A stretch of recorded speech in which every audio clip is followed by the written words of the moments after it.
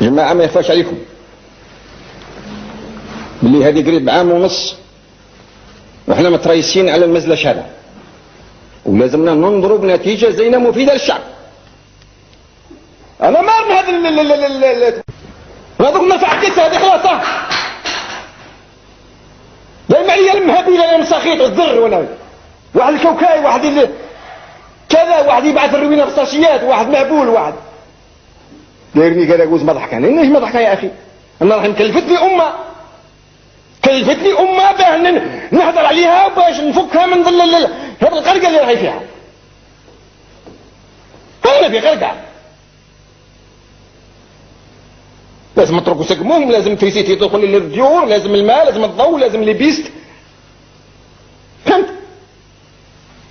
هاتين هالجماعة قال الضحك والتمسخير وماكله والبوليتيك خليكم من هذا الصوك هذا.